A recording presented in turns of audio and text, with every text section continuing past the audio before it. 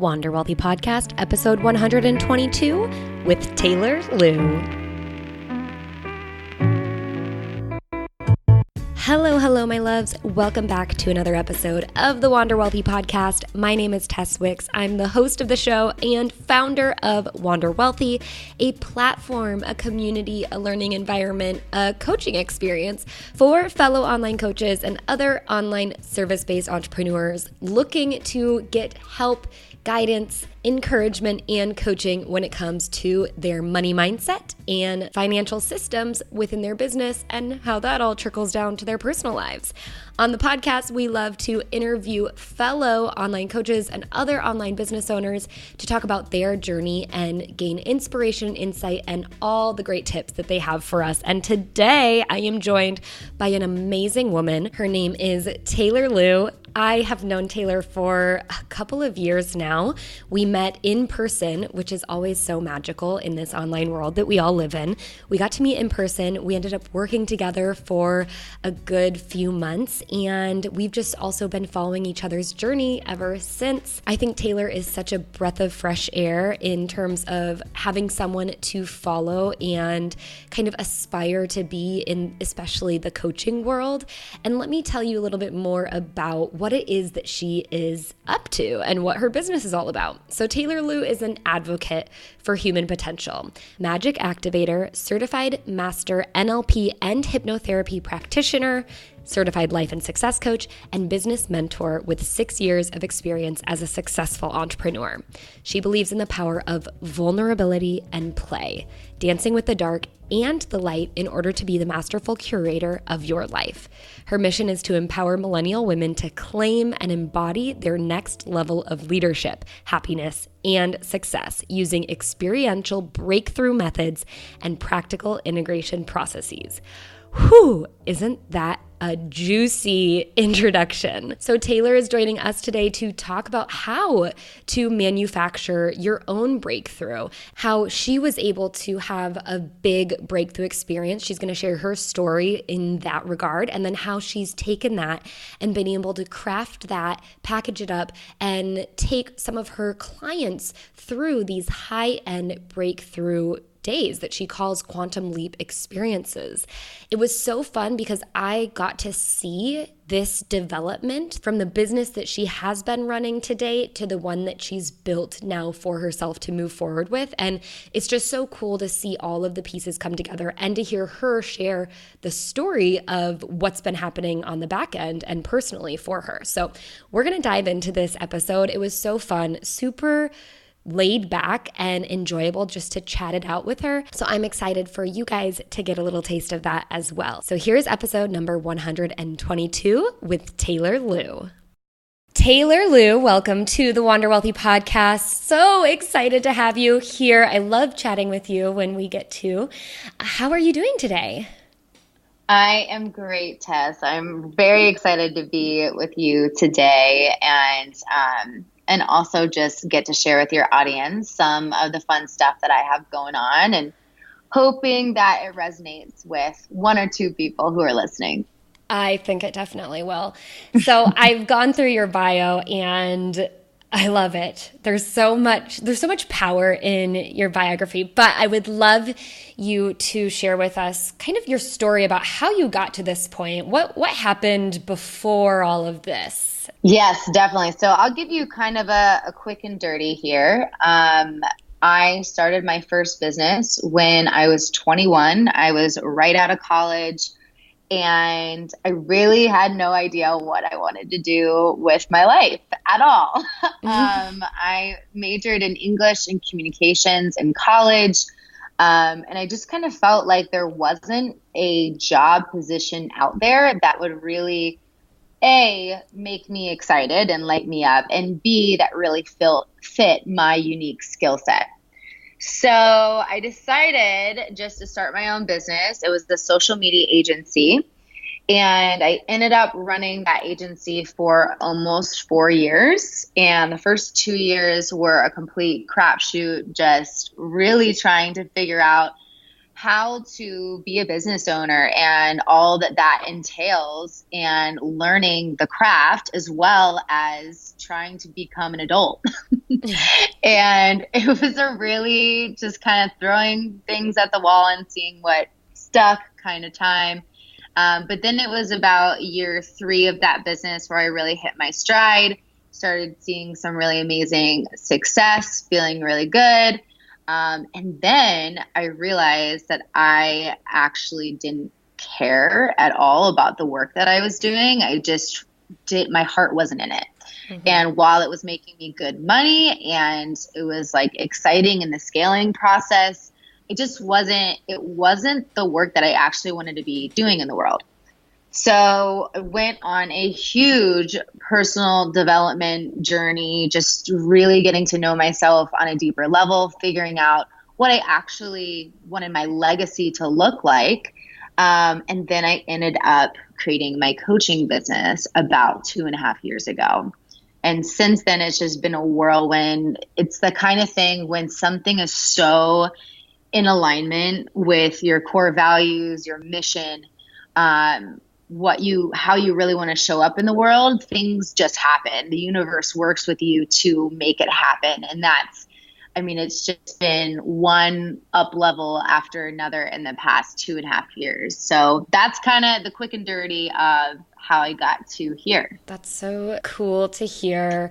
I mean, starting a business at a fairly young age and then already kind of defining that, this isn't for me, and being so, that's like a gutsy move too, is first of all starting the business and then deciding to completely pivot after you had hit your stride, as being like, you know what, I'm going to go into this entirely different space for the most part, of instead of serving, other businesses and people on social media, working with people, in a coaching aspect. Yes. How did you find that was, where, you said that things kind of shifted for you, but like, what were your first dabblings, I guess, in coaching? How did you decide like this is going to be it? Yeah. So the first thing that I really did when I went searching for answers, if you will, is I just started going to a lot of, places and events where I would meet different kinds of people that were doing different kinds of things professionally. Mm-hmm. So for example, I went to a big marketing conference, and originally I was looking to maybe just broaden my digital offerings and offer more things in my agency. But I ended up meeting some coaches at this conference who lived in Austin, Texas, which is where I live now because of those people that I met at that conference. Mm-hmm. And ended up investing in myself in a big way right off the bat with these coaches, and kind of studying under them, studying the craft of coaching. And then shortly after, I launched my first group program, and I ended up kind of slowly dissolving my agency over a series of months, but gutsy is really the best word for it. I think like because I was really young, like I was just kind of in that mindset of like, why not? Let's just try it. Let's just go for it. But it was definitely scary. I had built something that was like really consistent, and I was pretty much just not throwing it all away, but putting it aside permanently to try something completely new where I didn't have a proven track record of success. So financially, during that transition, it was definitely a little bit like, this is a little bit of a pay cut, but I know that this is what I'm meant to be doing. I just felt it like really deep in my soul that this was the next step for me. And I also had people around me who were modeling that success. So I knew it was possible. I saw them and I was like, oh, I can do this. I can totally do this. And I kind of went into it with just the expectation of success. Yeah. And I love that you said that you had those people that had modeled that. And so you knew like, okay, they can do it. I can do it. And I feel like you're also, as a coach, you walk your talk in the sense that you also invest in coaching and doing the work. And sometimes it seems like from my experience with being in communication with you, when you make those big investments and those big decisions, that's when things really shift for you. Oh, yeah. Oh, yeah. That is when the biggest breakthroughs come through. And there's a few reasons behind that. I mean, when you commit financially to something, you've got a lot of skin in the game. And for me, like and that's why I actually prefer making big investments, because I know that I'm going to show up. And I know that I'm going to show up in a way that I never have before. And because of that, because I have that skin in the game, then I'm able to show up to, learn under these coaches that I'm studying with, or the course that I'm taking, or whatever it is. And you're right. Every time that I do that, I like to bring my audience along with me on that journey. And I think it's pretty obvious that there's a direct correlation between when I invest in myself and when major shifts and upgrades happen, both personally, internally, and therefore in my business and my financial success. Yeah. I've been able to have a lot of financial success quickly in my coaching business, partially because this wasn't my first go around in the entrepreneur arena, but also because I massively invested in myself on the front end, because I didn't want to just bumble around and try to figure things out on my own. Like, I knew the resources were available to me. And I also knew that if I made those upfront investments, that it would pay off. And it has. And you were one of my investments, Tess. I invested in financial coaching with you, and I still use so much of what we talked about during that period of time. And that was, I was still really trying to figure out the financial game from like an organizational perspective. And you helped me so much with that. But if I hadn't have made that investment, like, I probably would still be struggling with that. But I just don't have time for that. Like, I got big goals. I got big dreams. Like, I don't have time to just be bumbling around. Yeah.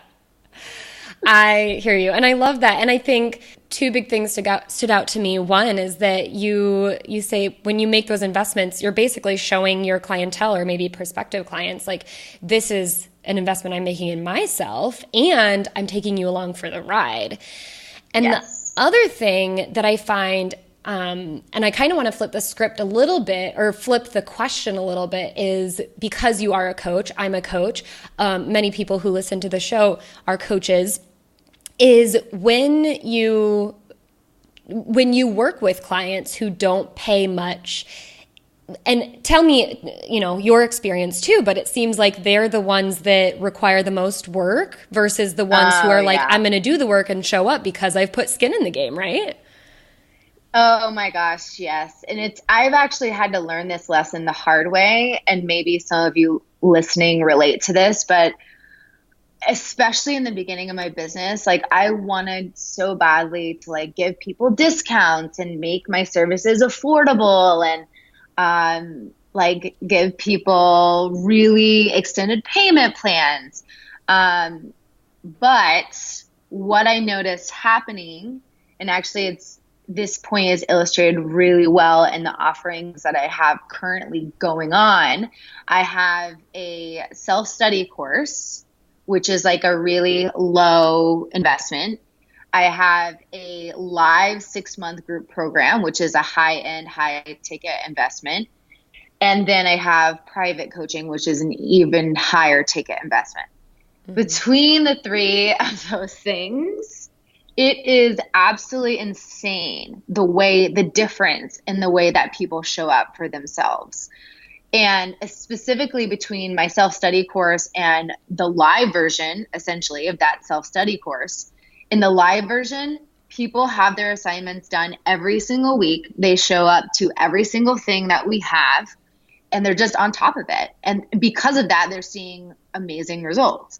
The people who are in the self-study course, it's the same information. It's the exact same information, but they're way behind.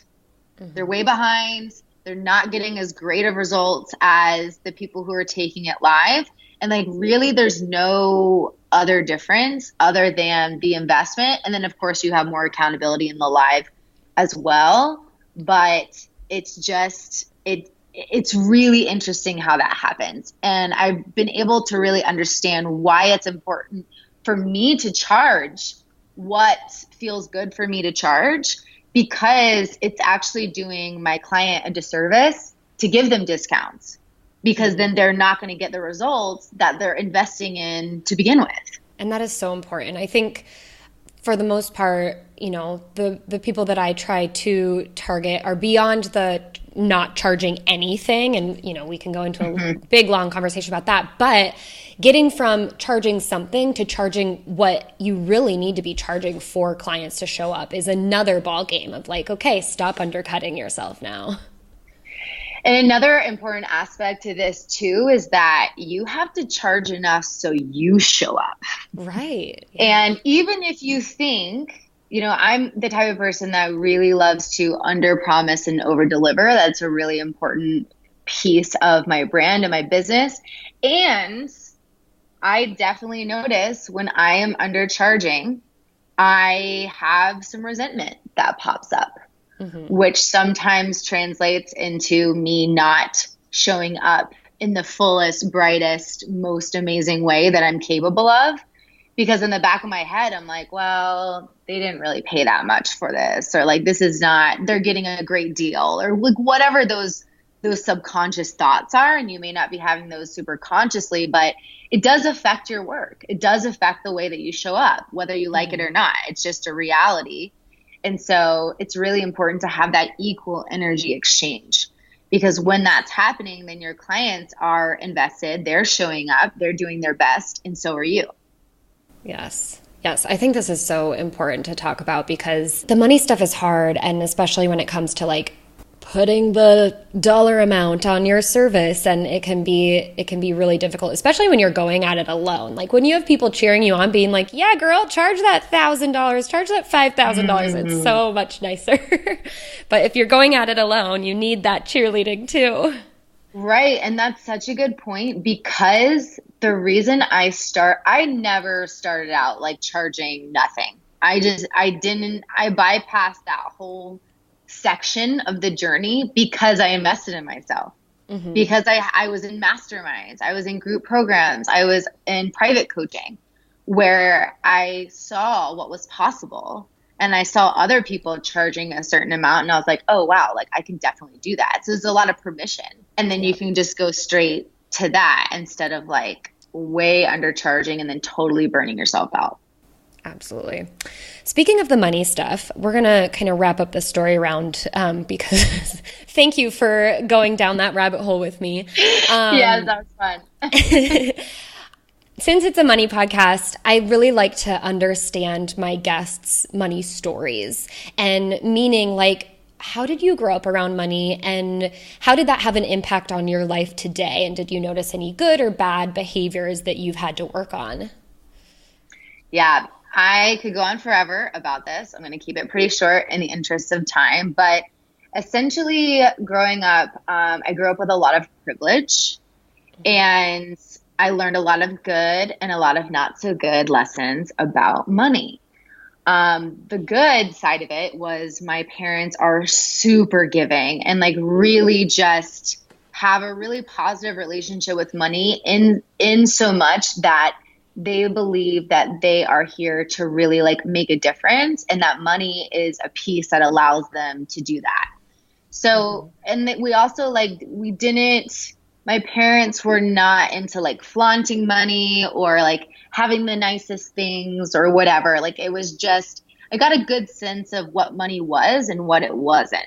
However, there was a lot of guilt around money that also came from my parents, where I kind of grew up feeling like undeserving of money. And I had a huge breakthrough with money about a year ago, where I realized that I was capping my financial potential because I had a belief running that because I was already given so much growing up, that I didn't deserve any more. Like basically give other people a chance to have financial prosperity because you've already experienced that, which is just a huge scarcity limiting belief. That is not true. But it was really holding me back and really impacting like my ceiling, my financial ceiling in my business. So a lot of guilt around money. And actually it ended up manifesting in horrible back pains. Wow. And I don't know if you're familiar with the book. It's How to Heal Your Body by Louise Hay. Okay. I've always, for a long time, I've had terrible mid back pain. And I ended up looking in this book. Basically, the book will tell you like what specific pain points in your body mean. And I looked up the mid back pain and it said guilt. Just straight up, it's all guilt. Wow. And it resonated so much with me because it just made so much sense. Like, and I had felt that extreme guilt just haunting me all the time or specifically around money. Mm-hmm. And just like feeling undeserving, feeling bad about having an easy time with money, wondering like, why was I given this privilege growing up and other people weren't? And then that's during the time when I was like giving so many discounts in my business and like all these things. It's just kind of a mess. And then so I cleared a lot of that. And then more recently in a NLP certification, my master level certification, I cleared even more guilt around money on the subconscious level, which was really, really powerful. And like, I immediately raised my prices again after that. And It's just, I believe with money stories, and just money mindset work, it's just an ever evolving process. It's like peeling back layers to an onion. There's always more to discover. There's always more to heal. And there's definitely more for me, but I really had to take a good hard look at the guilt, my association with guilt and money, because that's pretty much my story in a nutshell. Yeah. Well, and I thank you for sharing that because I think, I resonate a lot with your story because I also come from privilege, and it's hard to speak about that because there's also all this cloud around privilege and checking your privilege, especially in the time that we're living in. Yes. And it's hard to kind of come out and say, this is something that I've struggled with, is having guilt around having my privilege. So thank you very much for sharing that. I want to go into the tangible tips round. We've talked a lot about making some big money decisions and investing in yourself. And one of the things you had said was some of those big investments lead to your biggest breakthroughs. And you've experienced one very recently. So I would love for you to just talk about your recent breakthrough and really what led to that and where you're at now with your business and with your life in general. Yes. So I am all about something that I call the growth journey. It's something I talk about a lot with clients and really apply to my own life. And I believe that along the growth journey, there are all of these levels. And in order to get to the next level, there has to be some sort of breakthrough moment to really upgrade your cells and upgrade your mindset and upgrade your lifestyle to that next level. So I'm really, really into learning how to manufacture those breakthrough experiences for myself. And now that's actually really what I'm focusing on in my work with clients as well. But basically a few weeks ago, or maybe it was like a month ago now, I went to Canada for 2.5 weeks to get my master level training and certification in NLP, which is neuro-linguistic programming, and hypnotherapy and life and success coaching. So, and honestly, it was kind of a last minute decision. The person who runs it invited me to come and help out and also get the certification. And I was like, okay, yeah, that sounds great. And I went and ended up having one of my most powerful, I call them quantum leap experiences, that I've had in a while. And the reason why I think this was so powerful is a combination of a few things. A, it created something called a break state in my life. I was completely out of my comfort zone. I was surrounded by completely new people who were actually amazing people doing amazing things in the world. I was outside of my normal routine. I was outside of my normal country. Just a complete break state from the day to day. So that was huge. And that's the number one thing I always recommend with trying to up level and kind of manufacture these quantum leap experiences is creating a break state for yourself. The second thing that happened is when you go through this specific training, you're basically practicing the techniques on each other. All the attendees are practicing on each other. So I was getting really, really vulnerable and honest and with myself about what I wanted and where I was currently at in my life and business. I would go home. I was in class all day. I would go home and like journal and really, really ask those tough questions. Like, am I happy right now? Am I happy with the way things are going? What does the future look like for me? And I had some hard answers come up. And also combined with the NLP work that I was having done on myself, it led to a lot of self-reflection, which is the second most important part when you're trying to manufacture a quantum leap. So lots of self-reflection, a lot of healing on the subconscious level. And then I ended up going to a breathwork workshop, which I was just intuitively led to sign up to this breathwork workshop, still while in Canada, mind you. So I go to this workshop, ends up being just, oh my God, the most transformational thing I've had in so long. And granted, like all this other like backstory has built up to where I was just primed and ready for a massive breakthrough. And during that breathwork workshop, the exact next vision for my business and my life came through clear as day. I was crying, I was laughing. And if you've never experienced breath work, tell us a little bit about what it is. Yes, absolutely. So it's really tough to explain the experience if you've never done it, but essentially it's using the power of your breath in order to connect deeper with yourself. And what that looks like is usually the facilitator will teach you the specific type of breath that you're doing during the workshop or during the session. And you just keep breathing. You breathe at regular intervals, and it's really strange. Like your whole body starts buzzing with energy. Your hands kind of like crinkle up. And it's just it's bizarre. So a lot of times you start crying, you start like having all these like images and things come up. Every experience is different, but it's really, really, really powerful. I cannot recommend it enough. So if we were to add in this section to manufacturing of the breakthrough or the quantum leap, I would say that it's doing something that's like in your body, doing something that will connect you to spirit.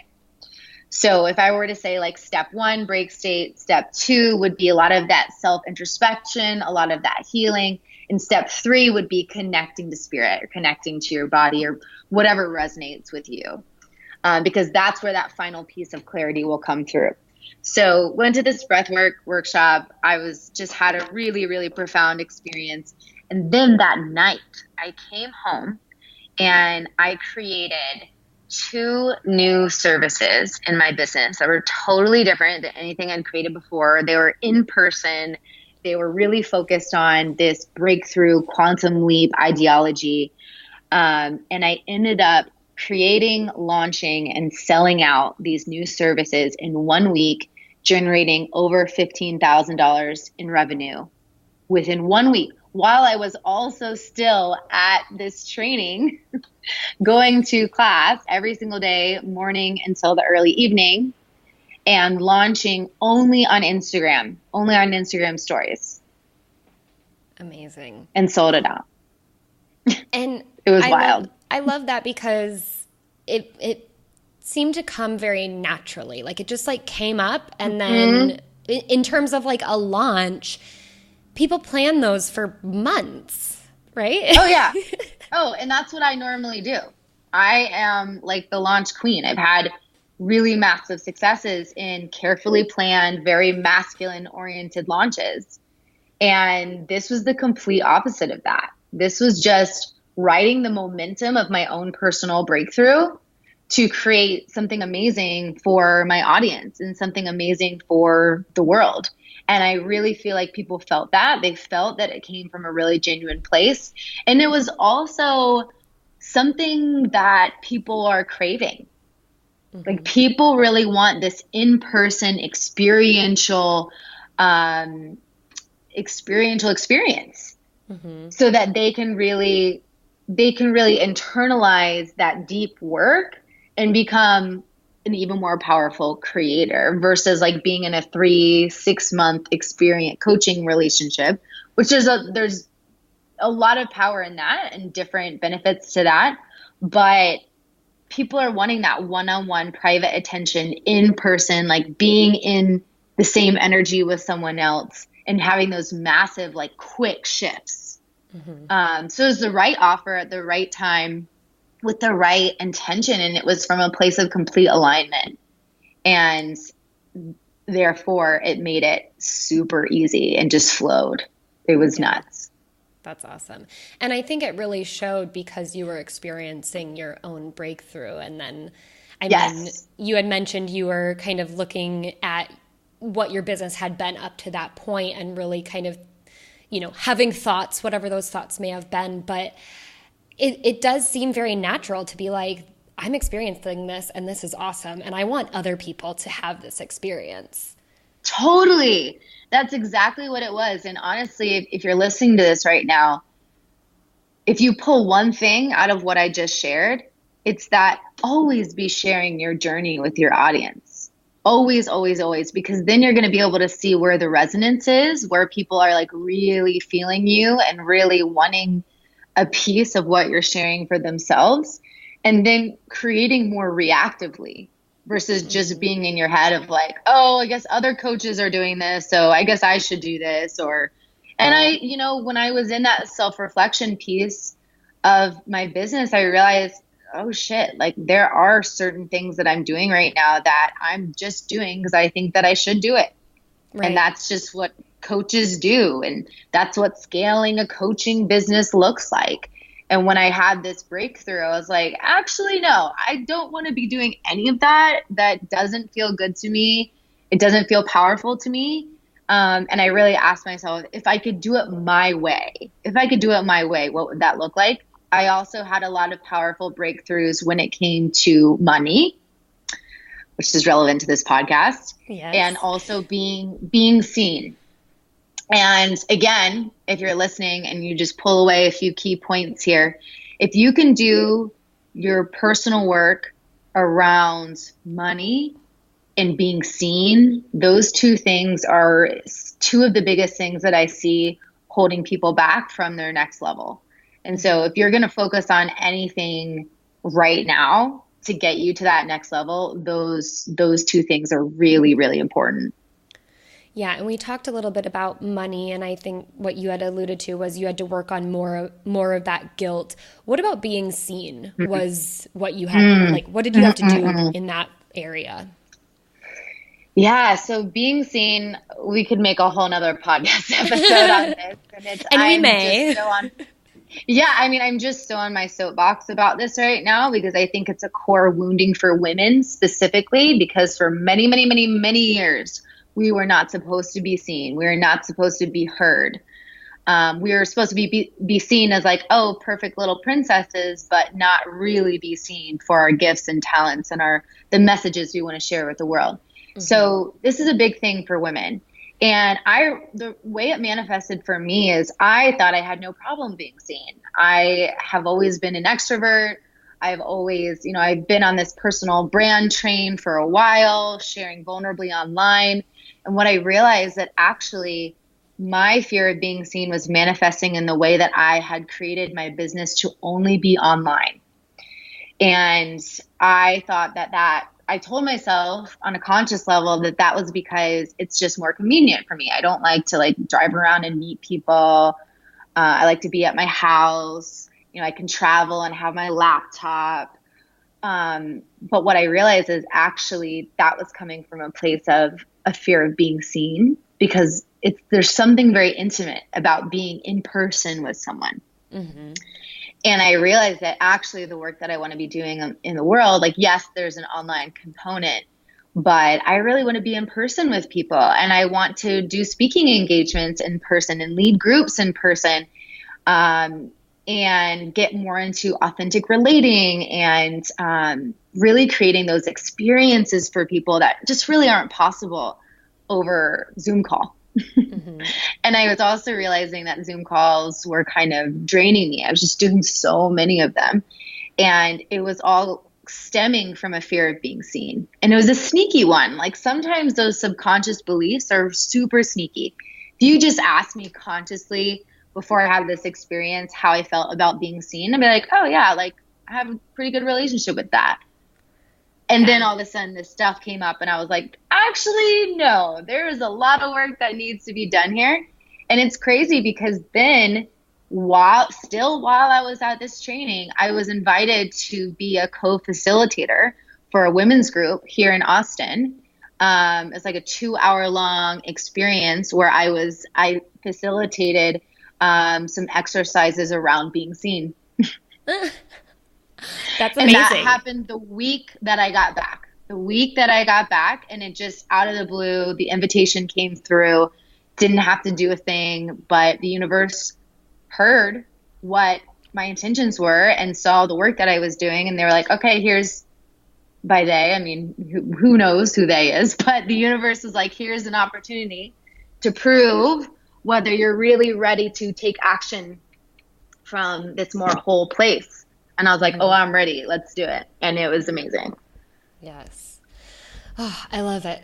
Okay. So exiting the tangible tips round, I guess, do you have any kind of one thing, maybe a tool or a trick that you use with your clients when you're in these quantum leap experiences to help them, break state or self-reflection? One of those, like one small thing that we can take from one of those three stages that they have to go through.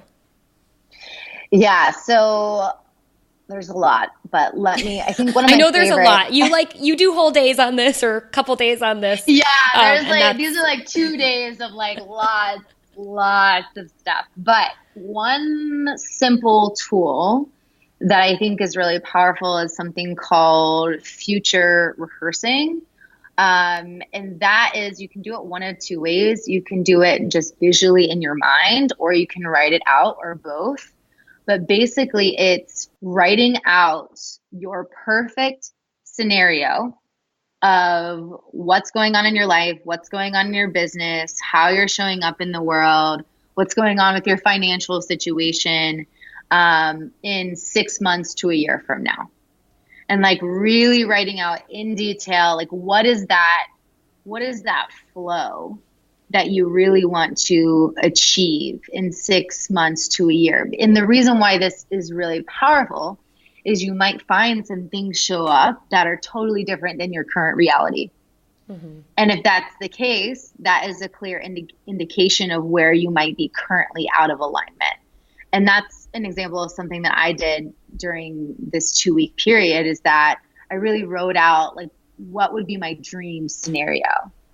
And I realized that like I would be on way less Zoom calls, I would be in person. And actually the specific thing that came through, and I don't know if I'm allowed to curse on this show. Yes, but basically, okay, I got the biggest thing that I wrote is I wanted people to leave their work with me saying like, what the actual fuck just happened?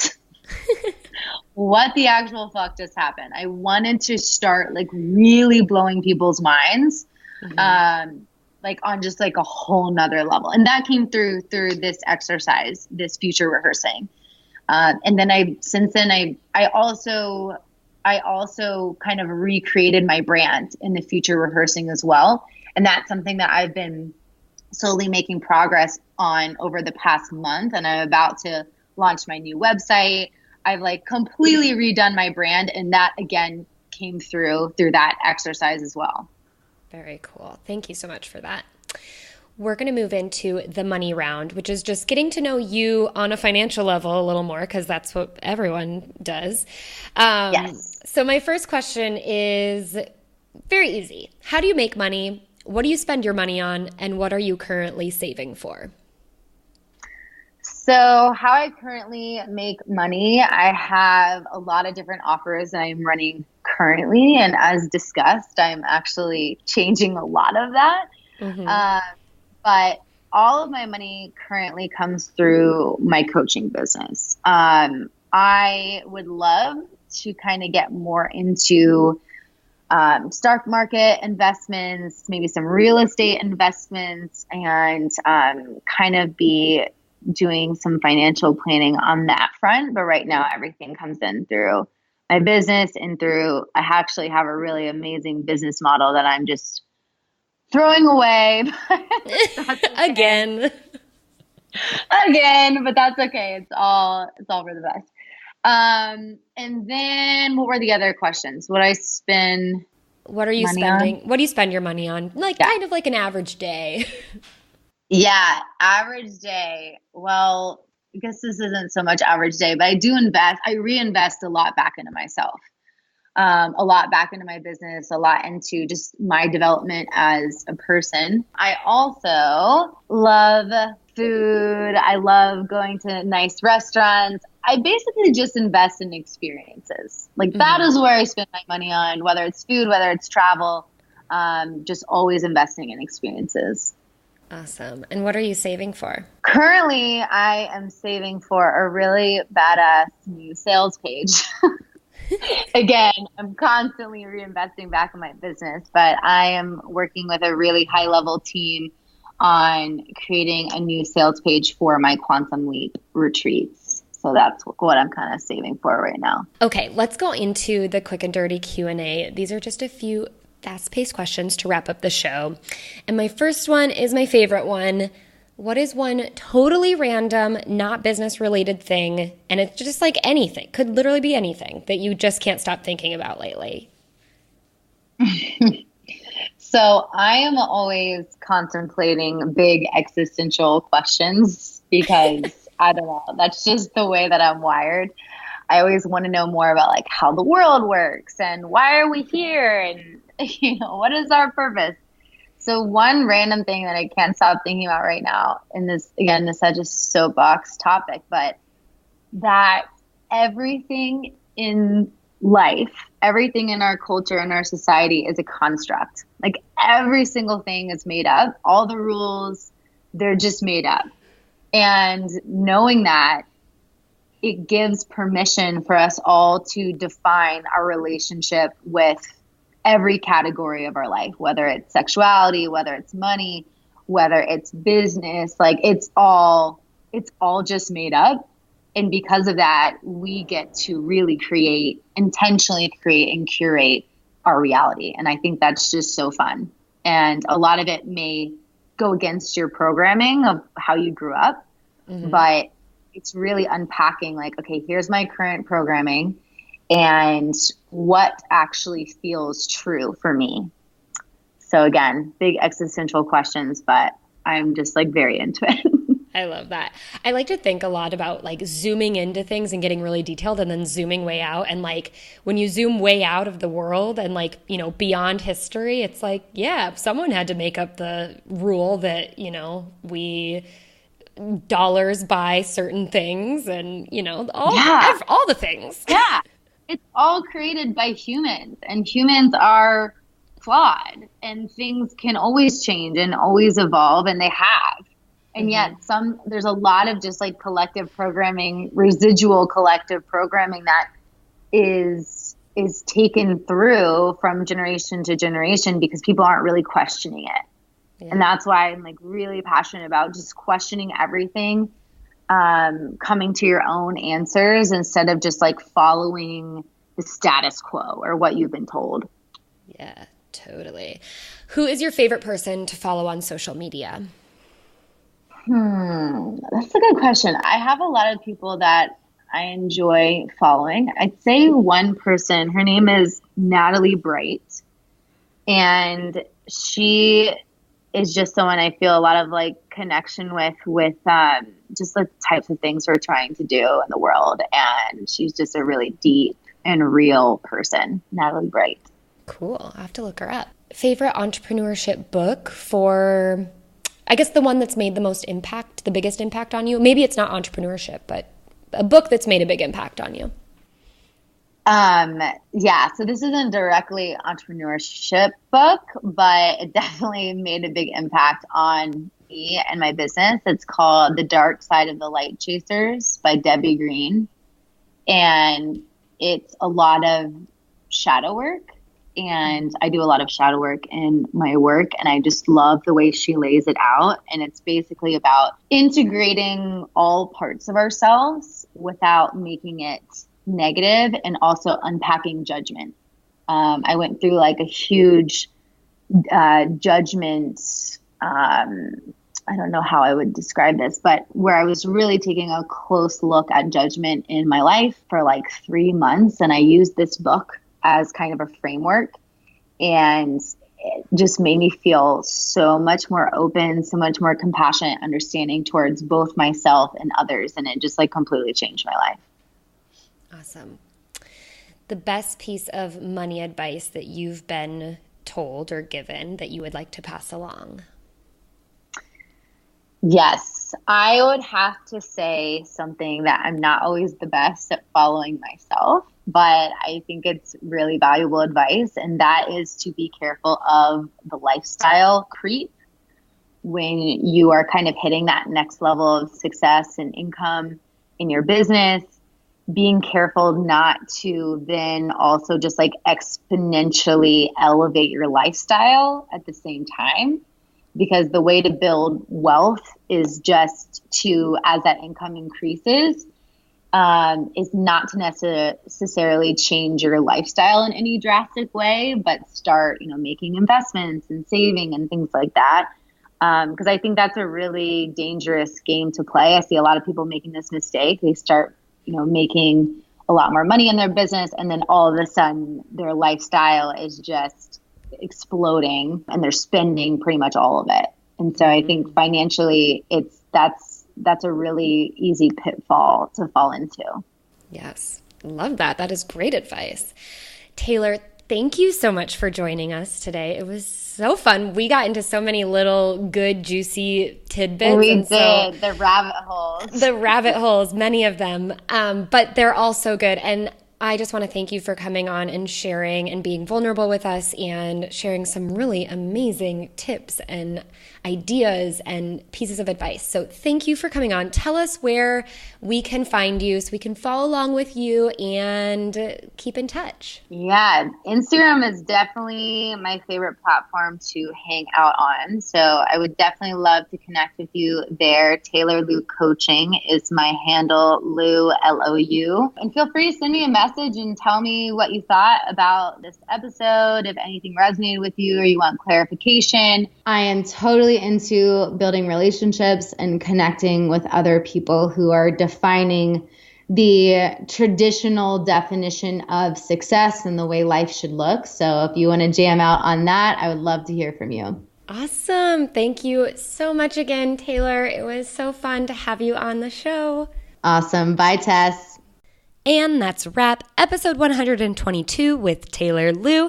If you guys want to get at the things that she shared in this episode, or you just want to link up with Taylor, you can find all of the direct links from the show notes by going to wanderwealthypodcast.com/podcast/episode 122. Also, we would love it if you would share your love for the podcast over on Instagram or Facebook.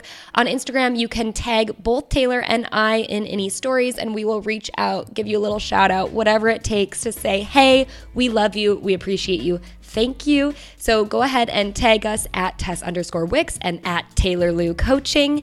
And last but not least, we are in the middle of a Payday Party workshop. We're having so much fun. We have a small, intimate group all gathered together. We are crushing some money blocks and setting some big business revenue goals and figuring out what it's going to take for us to get there. If you are kicking yourself because you missed out on this Payday Party, you can always catch the next one.